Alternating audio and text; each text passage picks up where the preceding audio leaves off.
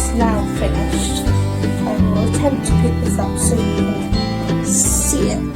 Good job these things are light. So it is very long, goes all the way down to there. So on me it touches the floor. Hi guys, welcome to the first tutorial from the BeeBee Craft unboxing. This one is the 5D paintings. As you see, there's 5 of them. I'm just going to do one in this video, but you can see all the different stuff that came with it, the beads and the thing. Obviously you're going to need some scissors to undo the bags, but otherwise everything you need is in the kit, so it's really handy. I've just chose this one to do because it's the first one that was there. So I'm not really fast, so I'm going to put the tweezers to the side. I won't use them later, I expect, but we'll wait and see.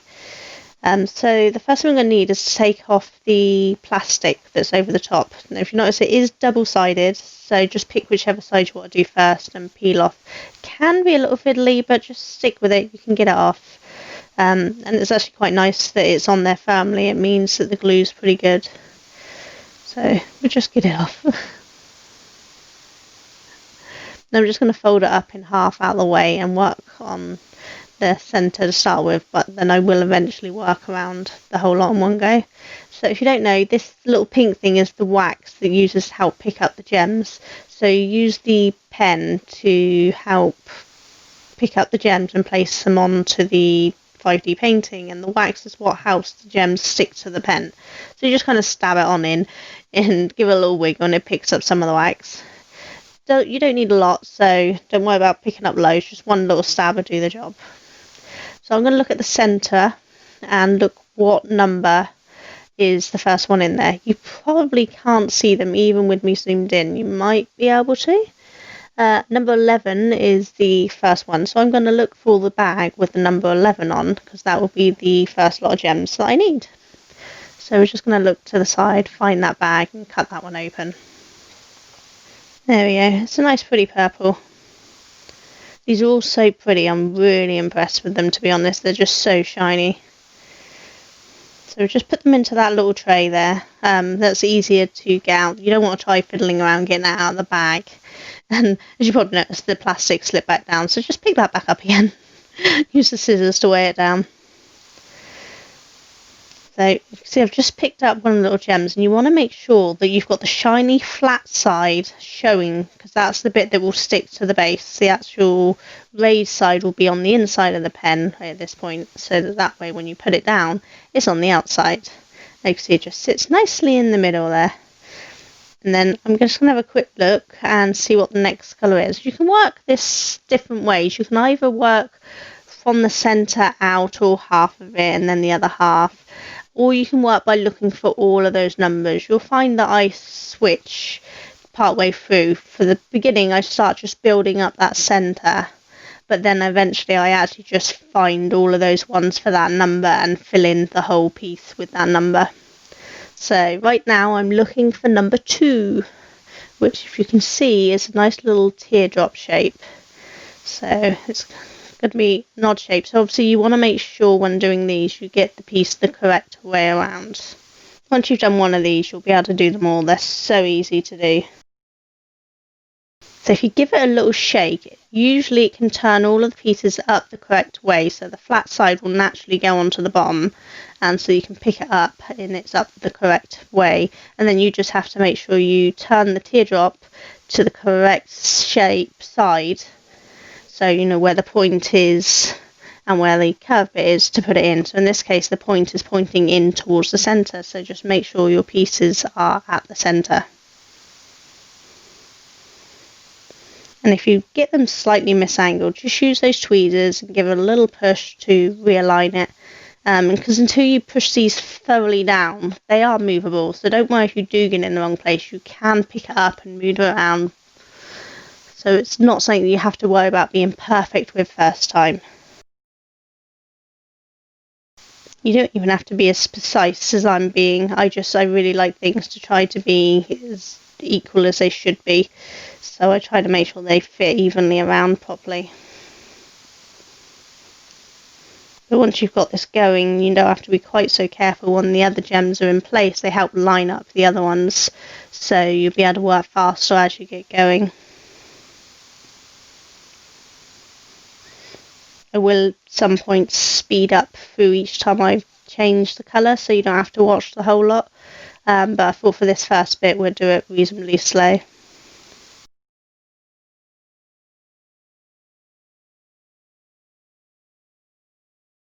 And there you go, that's the last of the two that's all the way around the centre there, just nudging it in.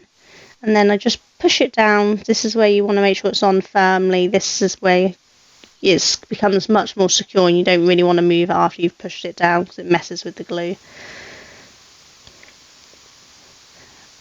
As you see, sometimes I stick the actual cover back down a little too much and have to pick it up as well. But now we're just going to pack away those twos. Always pack away your gems back into the bag if you can. Or if you've got a container for them, put them in containers. It's so much easier. If you haven't cut the hole big enough, it can be quite fiddly, which is what I've done here. I didn't cut the hole big enough, and so it's a little fiddly to get open. But you can get there. You just have to kind of wiggle it around. It just pops back closed. There you go, I give up and I cut the hole bigger. So a delicate balance between cutting the hole big enough to put them back in, but small enough that they don't fall out everywhere when you put the bag back down. And if you miss, just pick them up and slide them on in, which I do a lot. This is why I actually have containers for most. I'm currently out of containers, so these have to go back in the bags. Keen eye ones of you might notice I've dropped one on the actual keyring and I haven't noticed. I'll find it later and move it. So I'm just going to speed through most of this now, but I'll still give you some hints and tips and things you might come across while doing this, because there are a few other little things that can often pop up while doing 5D paintings.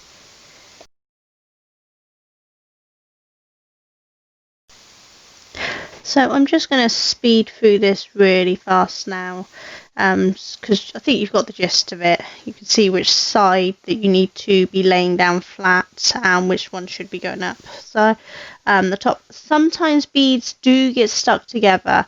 In that case, you could try to separate them or just put them to the side. In this, I just put them to the side instead of taking longer to separate them, but usually if I'm just doing this for myself, I will separate those beads off so not to waste them. But it's a personal preference. There's always plenty of beads to finish a project in these kits. I have so many left over, it's amazing, and I've done all 5 now. So as you can see now, I've just taken to doing the outside edge, which was the same number as one of the centre ones. So this is where I switched over to doing the whole of the number around the whole of the keyring, rather than just working from the centre out. But it is a personal preference, whichever way you want to work. So you work how feels more comfortable for you. You will probably miss the odd one while you're working through. Don't worry about it. We all do that. You just go back and fill in any gaps that you've missed at the end. But as you can see, they come together pretty quickly, and these ones are so shiny. Seeing them finished is amazing. If you haven't seen my Instagram page, do go and check that out, because I have put pictures up of some of the ones I've finished. And hopefully, if I remember, there will be a picture of all of the ones I finished now that this tutorial is going out. But they really have such a beautiful sparkle to them. I will be doing a secondary video as a follow-up for this.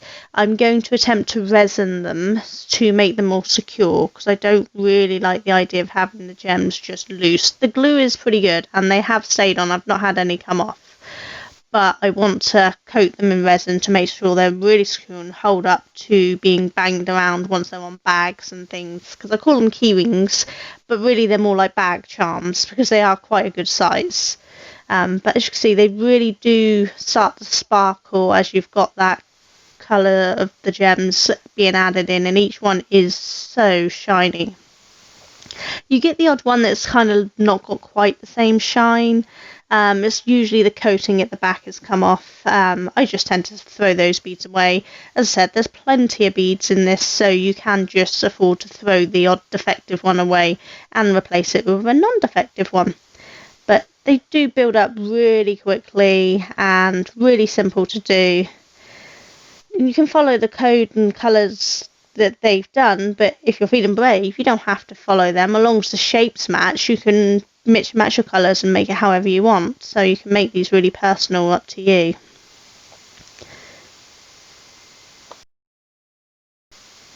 So at this point, you notice I've got far enough along that the plastic's no longer really sticking to the keyring, but I still hold on to the plastic and use that to help move around, because it prevents your fingers getting stuck onto the glue in the little crevices, and it also prevents any greasy oils from your hands. No matter how clean they are, they're always going to have natural oils, and you don't want to take the shine off of those gems. So I use the plastic to move it around, keep hold of it, and again to make sure I'm pressing down all of those gems to make sure that they're on there nice and secure.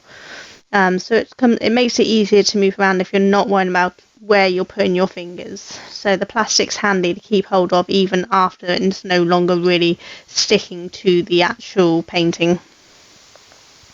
Just don't forget to always press down all of those gems every so often, because you really want to make sure that once you've got them in place, they are stuck down.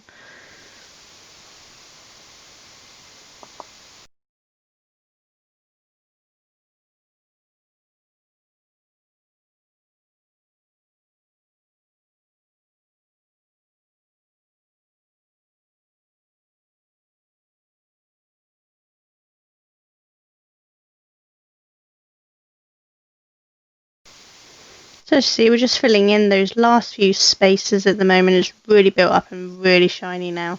So it's just like the final few gems, and the silver ones do really make it pop. It's just so beautiful. I've really enjoyed it.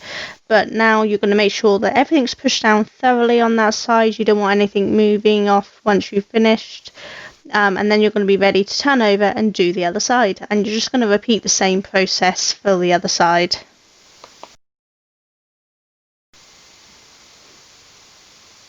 As you see, for this side, I haven't even bothered starting just doing the centre. I've gone straight with putting all those number 11s in place around the whole keyring.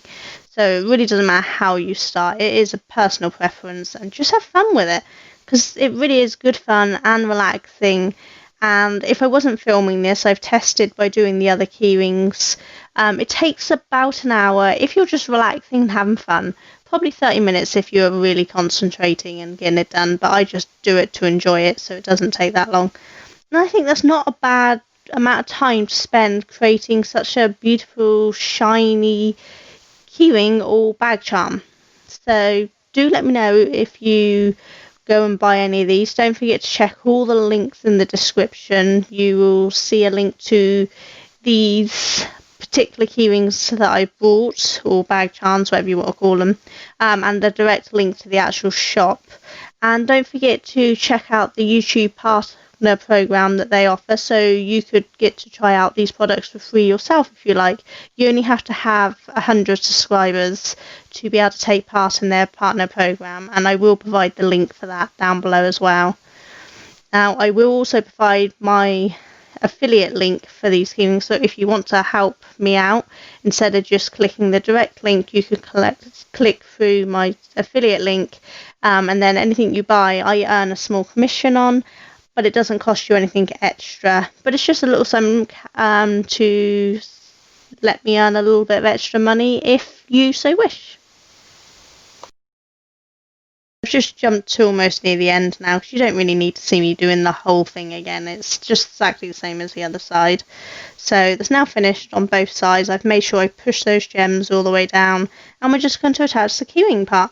So you just find the hole that's at the top of the keyring or the bag charm, and take that chain and just poke it on through. It could be a little fiddly, but you just kind of encourage the balls to go through and then give them a little pull through, so you get it roughly in the middle of the chain. So just trying to line it up like that. It just makes it easier. And then slip on the actual clip part, the twisty, I don't know what they're called, swivel clip. And then what you're going to do is you're going to take the balls and you're going to put them into that little clip. I take 2 of the little balls on the chain and pop that into the centre. So just 2 of them, they slide in. And then hold them in place and tug tightly so the thin line in between the 2 balls slips down through that little gap there and clips in place. And then that's it. nice and simple in there, nice and secure. So they're really easy to finish off. As I said, I will resin these, but you don't have to. It's just a personal thing that I want to do. But I think it looks really beautiful. It's so shiny, and I'm super happy with how this one and the other 4 that I have done have come out. I just think they're absolutely lovely. So let me know in the comments what you think of them.